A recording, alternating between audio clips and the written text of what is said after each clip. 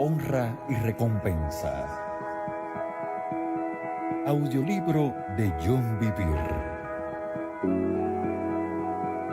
¿Cómo atraer el favor y la bendición de Dios? Honra y recompensa. Capítulo 14. Honra en el hogar. Los hijos.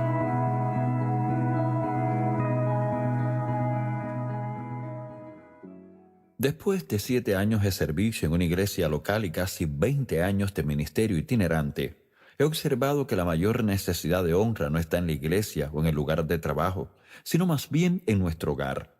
Lo cierto es que los marcos social, civil y eclesial se beneficiarían mucho si los padres y las madres fuesen un ejemplo de honra en sus hogares, porque eso no podría evitar salpicar a todos los que nos rodean.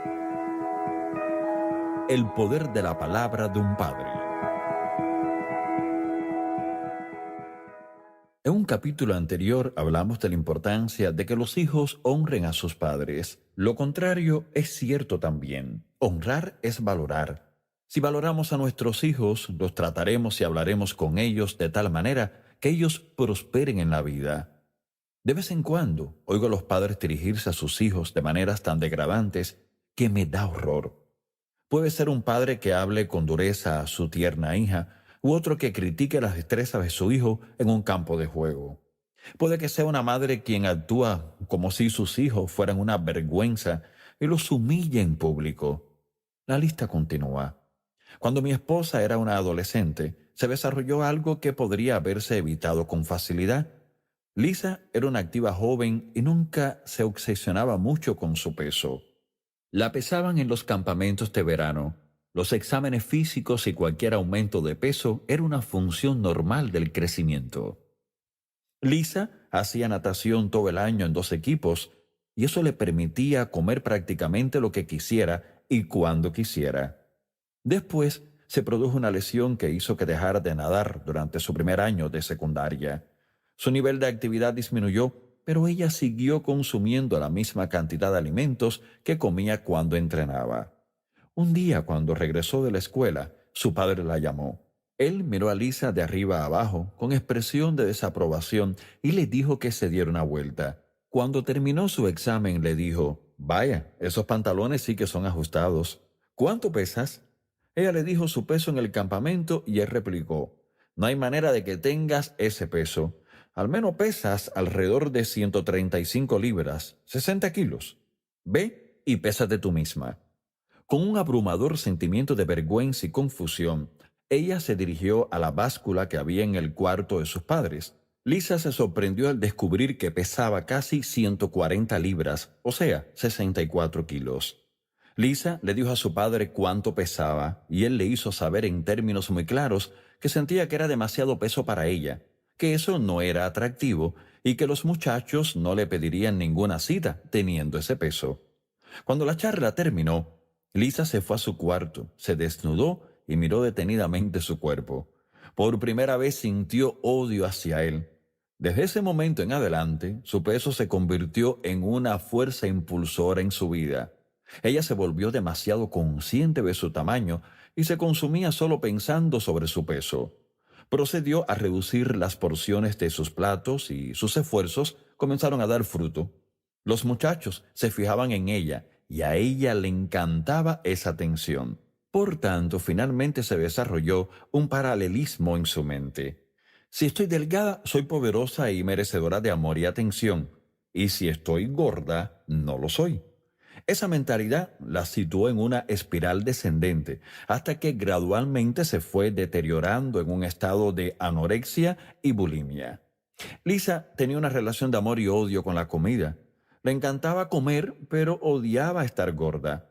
Recurrió a los laxantes y diuréticos para purgar su cuerpo, y en su primer año en la universidad, su cuerpo se había hecho adicto a ellos. Finalmente, le hicieron un chequeo en el hospital porque no había tenido movimiento intestinal durante más de un mes. A los 22 años de edad, Dios sanó a Lisa en todos los niveles y su poderoso testimonio sobre esto está en su libro No eres lo que pesas. Pero hay que preguntarse, ¿Cuánto de eso podría haberse evitado si su padre hubiera manejado la situación de Lisa de modo diferente? ¿Y si él hubiera escogido palabras de afirmación y aceptación en lugar de degradar su aspecto físico? ¿Y si él hubiera escogido una manera más constructiva de enfocar el mantener un peso saludable y la ingesta de alimentos? ¿Habría sido distinta la imagen que Lisa tenía de sí misma? Yo he visto pruebas de cómo funciona esto en nuestro matrimonio. Cuando me casé con Lisa, ella pesaba casi 116 libras, o sea, 53 kilos. Yo hice un objetivo de decirle constantemente que era hermosa y que su ropa le sentaba muy bien. No dejé de elogiar y afirmar a mi esposa después de nuestro primer año de matrimonio o cuando ella estaba embarazada o criando. Yo le seguía diciendo, estás estupenda, o si me hubieran dicho cuando tenía 20 años que mi esposa estaría tan bella después de tantos años de matrimonio, yo hubiera hecho una fiesta. O, vaya, te ves mejor ahora que el día en que nos casamos. Le decía todas esas palabras de verdad, porque es así como yo la veo. Creo que este es mi punto de ventaja, porque constantemente busco maneras de edificar a Lisa. Como esposo suyo, esta es una de las responsabilidades que Dios me ha dado. Pablo desarrolla esto. Así también los maridos deben amar a sus mujeres como a sus mismos cuerpos. El que ama a su mujer, a sí mismo se ama, porque nadie aborreció jamás a su propia carne, sino que la sustenta y la cuida, como también Cristo a la iglesia. Efesios 5, 28 y 29. Observe la palabra sustentar. Significa dar lo que es necesario para el crecimiento. Yo constantemente busco maneras de sustentar a mi esposa con mis palabras. Esto es algo de lo que hablaré con más profundidad en el siguiente capítulo, porque es parte de la honra. Mientras yo sustentaba a mi esposa, Lisa seguía creyendo la sabiduría y las promesas que Dios le dio cuando la sanó. Dios seguiría perfeccionando las cosas que a ella le preocupaban. Al apoyarla, yo creé una atmósfera en la que mi esposa podía creer a Dios sin obstáculo alguno. Después de 25 años de matrimonio y 4 hijos, ella sigue pesando lo que pesaba cuando nos casamos. Ella no tiene el hábito de hacer ejercicio, así que algunos dirían que simplemente está genéticamente bendecida. Pero yo sé la verdad, porque recuerdo a la muchacha asustada e insegura que batallaba con su peso cuando tenía 20 y tantos años. Los hijos son recompensas. Los padres deshonran a sus hijos no solo con las palabras duras o negativas que pronuncian, sino también al no comunicarles elogios o aceptación en el momento adecuado. Los hijos requieren aliento, dirección y afirmación frecuentemente. Necesitan que les digan y también que les muestren que son queridos y valorados. Si no es así, es probable que busquen esas cosas en los lugares equivocados. Los hijos e hijas buscan aprobación, pero si los padres se enfocan en las características o rasgos inmaduros, enviarán el mensaje incorrecto y cosecharán lo contrario de lo que es necesario para que sus hijos crezcan y maduren. Puede resultar un gran daño cuando solamente unas palabras de afirmación podrían haber logrado el ajuste y la herida se habría evitado. La ironía de todo ello es que esos padres no ven el papel que ellos desempeñan en el resultado. Frustrados se quejan a sus amigos sobre lo difíciles que son sus hijos. Sin embargo, con frecuencia, los rasgos que precisamente ellos critican podrían haber sido fácilmente rectificados mediante la honra. Las palabras de un padre y una madre tienen un gran peso en la vida de un hijo o una hija. Cuando se habla de derrota, fracaso o debilidad, las consecuencias en la vida del hijo pueden variar desde un obstáculo hasta llegar a asuntos graves. Con frecuencia, los padres se desalientan cada vez más con la conducta de su hijo porque parece que se está deteriorando y comienza un círculo vicioso. Si no se tiene cuidado, este trato reactivo distanciará a los padres de la recompensa que Dios otorga mediante nuestros hijos. Leemos: He aquí, herencia de Jehová son los hijos, cosa de estima el fruto del vientre. Salmo 127:3. Vemos en este pasaje una referencia directa a la recompensa prometida mediante nuestros hijos. ¿Por qué no se gozan más padres en esta promesa de la relación padre e hijo? Más bien parece ser exactamente lo contrario. Con frecuencia oigo a padres quejarse de sus hijos adultos jóvenes. O si pudiera encerrar a mi hijo adolescente hasta que cumpliera los 20 años. O ¿por qué no podemos simplemente saltarnos los años de la adolescencia? Recuerdo oír tales frases cuando nuestros muchachos aún eran muy pequeños. Eso comenzó a preocuparme y pensaba, ¿se van a convertir en monstruos los muchachos cuando lleguen a la juventud? Sin embargo, obtuve alguna perspectiva que otros padres no experimentan con frecuencia. Así que permita que lo comparta para beneficio de usted. Yo servía como pastor de jóvenes cuando nuestros dos hijos mayores eran muy pequeños. En ese puesto se me abría la ventana para ver los hogares de numerosas familias, ya que yo participaba en la consejería pastoral y no pasó mucho tiempo antes de que detectara un patrón. Descubrí que los padres que centraban sus energías en criticar la conducta negativa de sus hijos solamente veían empeorar a sus hijos. Sin embargo, cuando los padres declaraban las promesas de Dios sobre sus hijos, esos muchachos finalmente se convertían en aquello que se había declarado. A la luz de la segunda carta de Pablo a los Corintios, esto tiene mucho sentido. No mirando nosotros las cosas que se ven, sino las que no se ven, pues las cosas que se ven son temporales, pero las que no se ven son eternas. 4:18. Las promesas de Dios se encuentran en la esfera de las verdades que no se ven bosquejadas en su inmutable palabra, las cuales deberían ser nuestro enfoque. Lisa y yo regularmente declaramos las promesas de Dios sobre nuestros hijos. Antes de que ellos aprendieran a hablar, declarábamos: y todos tus hijos serán enseñados por Jehová, y se multiplicará la paz de tus hijos. Isaías 54:13. Y que ellos eran nuestras flechas. Ver Salmo 127:4. Nacidos para señales y maravillas. Ver Isaías 8:18. Y otras maravillosas promesas que se encuentran en la palabra de Dios. Escogimos con cuidados sus nombres al investigar primero los significados de ellos y luego oramos por la dirección de Dios. Queríamos declarar sobre ellos aquello en lo que se convertirían. El nombre de nuestro primer hijo, Addison Davy, conlleva el significado de el amado digno de confianza. El nombre de nuestro segundo hijo, Austin Michael, significa real, quien es como Dios. El del tercero, Joshua Alexander, conlleva el significado de Dios salva y defiende a la humanidad. Nuestro cuarto hijo se llama Arden Christopher, que significa ardiente y feroz, que es semejante a Cristo. Cada vez que decimos sus nombres, somos conscientes de lo que se está declarando sobre ellos. Como sus padres, tenemos el privilegio y la autoridad dados por Dios de liberar bendición en la vida de ellos. Cada hijo está llegando a desarrollar la característica de su nombre, no porque nosotros meramente lo confesemos, sino porque creemos lo que hemos declarado. Tuvimos oportunidades de creer que eran lo contrario a lo que nosotros declarábamos. Sería usted muy ingenuo si pensara que no. Hubo veces en que ellos actuaron de maneras completamente contrarias a sus nombres.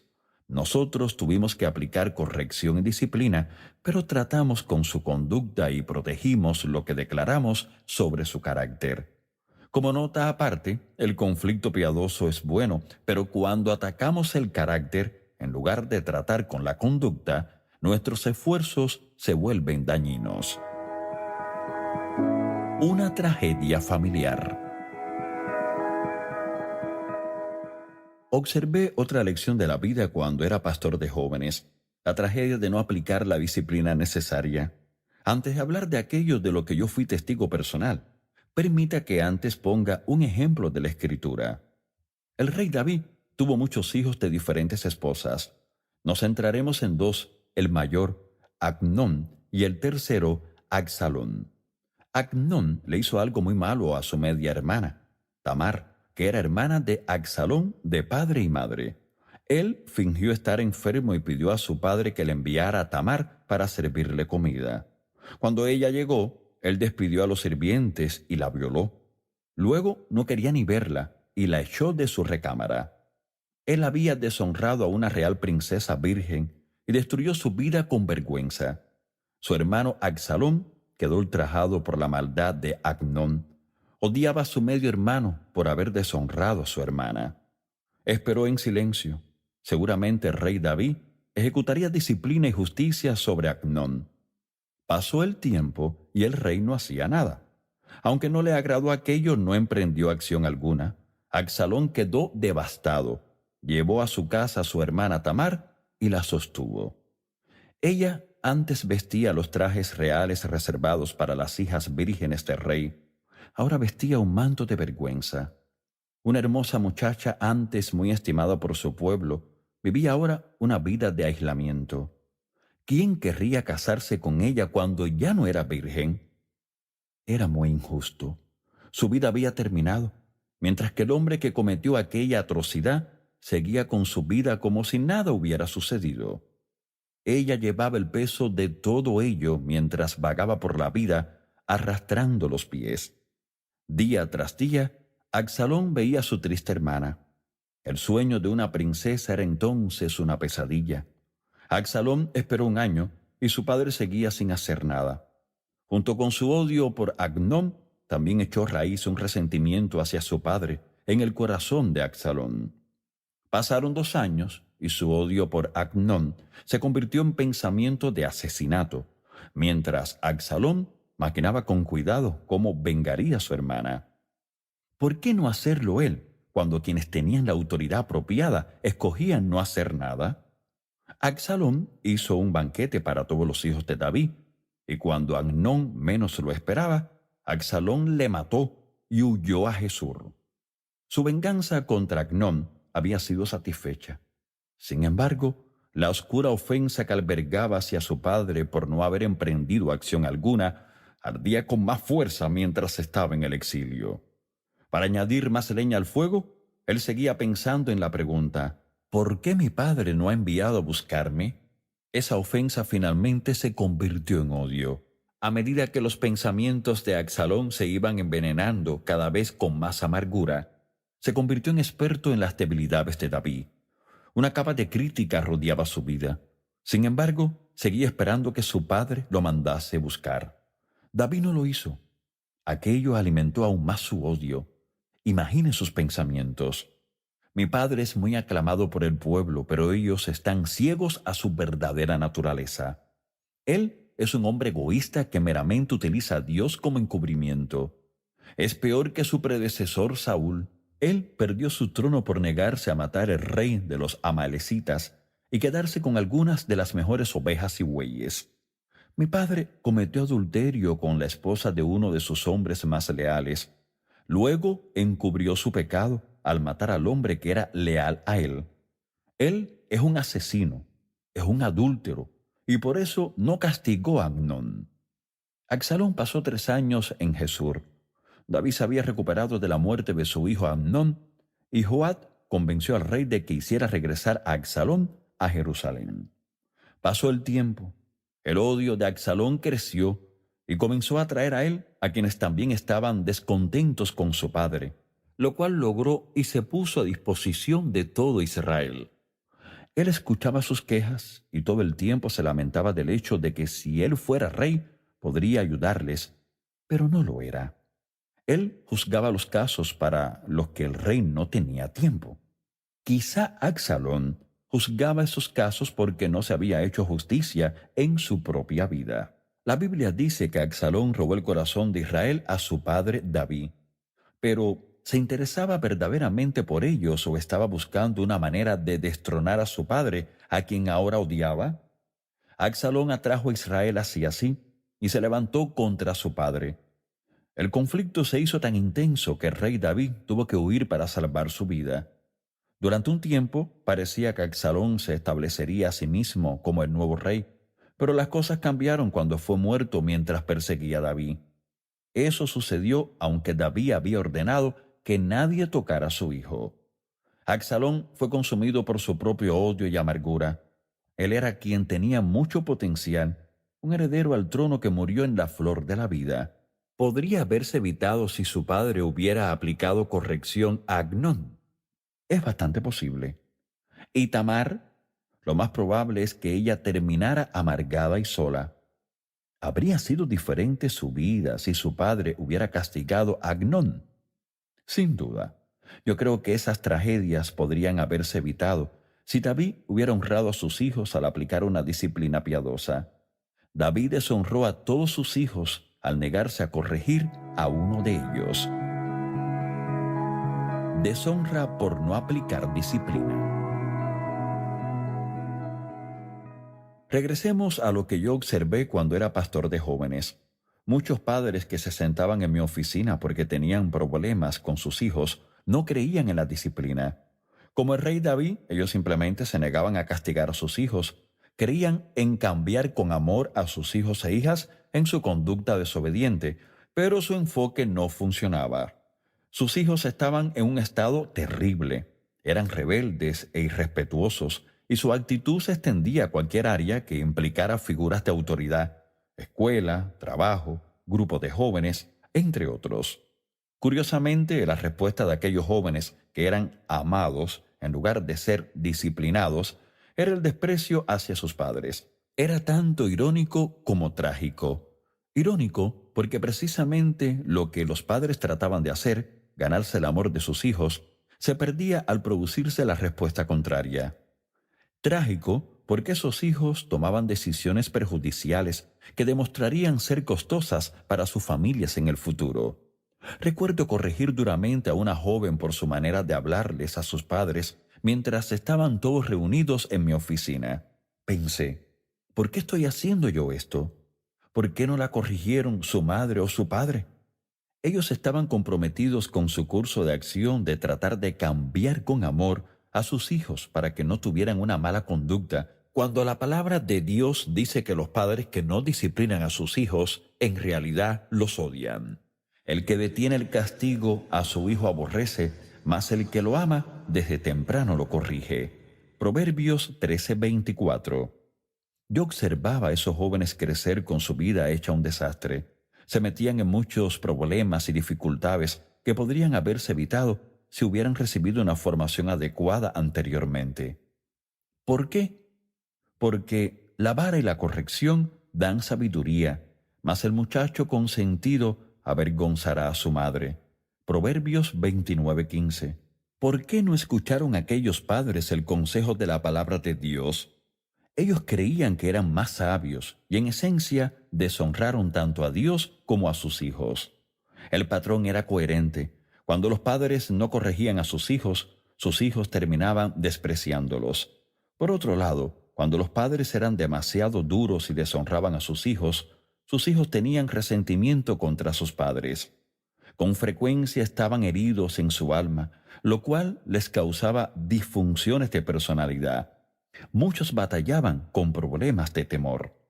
Cuando nuestros hijos se portaban mal, nosotros descubrimos que la disciplina era más exitosa cuando se aplicaba con rapidez y precisión. Después se terminaba. No es sano guardar resentimiento. Poco tiempo después había risa y abrazos por todas partes. Cuando ellos son perdonados, es como si eso no hubiera sucedido. Cuando Dios nos perdona, Él nos recuerda más nuestros pecados. La disciplina es seguridad de que ellos aprenderán de sus errores. Sin embargo, no conlleva culpabilidad. Lisa particularmente honraba a nuestros hijos por el camino del sostén, el amor y el afecto. Yo era un defensor más fuerte de la disciplina piadosa regular. Aprendimos el uno del otro. Mediante el ejemplo de Lisa yo aprendí a ser más afectuoso verbal y físicamente, y mediante mi ejemplo, Lisa apreció el valor de la disciplina. Como resultado de unir las fortalezas que Dios nos dio a cada uno de nosotros, hemos visto su bendición rodear la vida de nuestros hijos. Una recompensa antes de lo esperado.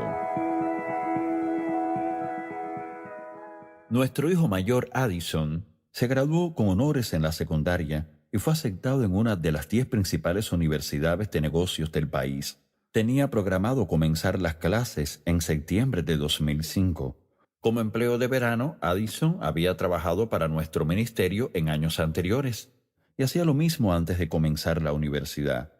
A principios del mes de julio recibí una llamada de él. Tenía la voz un poco nerviosa cuando preguntó: Papá, ¿puedo hablarte de algo? De inmediato supe que era un asunto serio y me preparé. Respondí, claro, ¿de qué te gustaría hablar?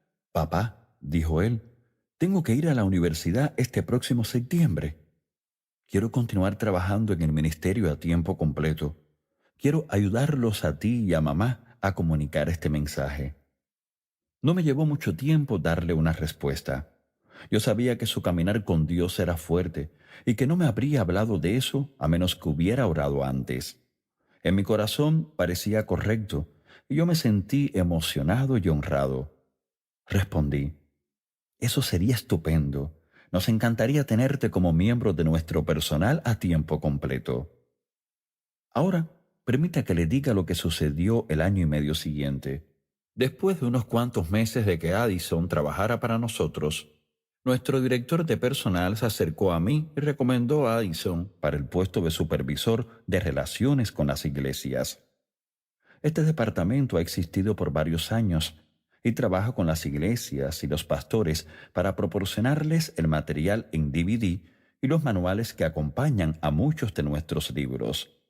En el momento de escribir este audiolibro, hay aproximadamente 1.400 iglesias en los Estados Unidos y más de 1.000 iglesias en Australia que los utilizan. La recomendación del ascenso no se produjo porque Addison sea nuestro hijo. Yo pedí concretamente que nuestros hijos no recibieran ningún trato especial. En realidad, creo que eso, con frecuencia, fue más difícil para ellos, porque tienen que navegar por las dinámicas de ser familia y también empleados. Mi supervisor de personal estuvo de acuerdo con la petición, así que supe que cuando él me solicitó eso, estaba basado únicamente en el rendimiento de mi hijo en el trabajo y en sus capacidades de liderazgo. Yo estuve de acuerdo con la recomendación y aún sigo sorprendido por los resultados. Al año siguiente, nuestro departamento de relaciones con las iglesias triplicó su crecimiento. Donde quiera que yo viajaba, era recibido con historias sobre cómo los pastores desarrollaron relaciones con el estupendo grupo de muchachos que trabajaban en el departamento de Addison. Addison tenía un don para motivar y su entusiasmo es contagioso. Por medio de su liderazgo se oraba por pastores, se respondían preguntas y se servían los pedidos a tiempo. Descubrí que al honrar a mi hijo, Dios me recompensó a mí, pero también a toda nuestra organización por medio de él. Jesús nos dijo que si honramos a uno de estos pequeños, de ninguna manera perderemos nuestra recompensa. Mi hijo mayor nos quitó un peso de encima y extendió nuestras relaciones de maneras que yo nunca pude haber imaginado. Él, en realidad, ha sido la fuente de algunas relaciones increíbles en el reino. ¿Quién habría pensado que un chico de 20 años tenía tanto en su interior? No solo eso, sino que muchas iglesias que yo puede que nunca visite han recibido la palabra de Dios mediante los recursos de los materiales. Esto finalmente significa que más vidas son impactadas para la eternidad. Yo estoy sorprendido de mis hijos. Por años he orado, Padre, estos muchachos no son mis muchachos, son tus muchachos. Yo solo soy un administrador de quienes te pertenecen a ti. Por eso, Señor, puedes hacer lo que desees con ellos. Si tú los quieres al otro lado del planeta, que se haga tu voluntad. Solo pido que ellos cumplan tu voluntad para su vida. Lo que he orado ha sido de veras. Sé que hay posibilidad de que la distancia pueda separarnos algún día. Sin embargo, hasta aquí Dios nos ha dado el privilegio de trabajar cerca de nuestro hijo. Ahora, nuestros otros hijos ya están hablando de subir a bordo pronto. En un sentido, yo ya he recibido un vislumbre de la recompensa de honrar a nuestros hijos. Aunque esto sucede en múltiples niveles y períodos, ya es evidente. Veo este mismo patrón con otros padres que honran a sus hijos e hijas. Si los hijos son valorados, prosperarán, y al prosperar, Dios tiene ciertas recompensas para darles a quienes los han honrado. Esas recompensas nos hacen más productivos a la hora de tocar vidas eternamente. Es su palabra, es su plan, es una ley espiritual declarada por los labios de Jesús mismo. Cuando los padres disciplinan bien, aman bien y así honran a sus hijos bien en obediencia a Dios, se nos promete una recompensa piadosa. Habrá gozo en nuestros años posteriores en lugar de tristeza. Fortaleza y apoyo rodearán nuestros años dorados con promesa.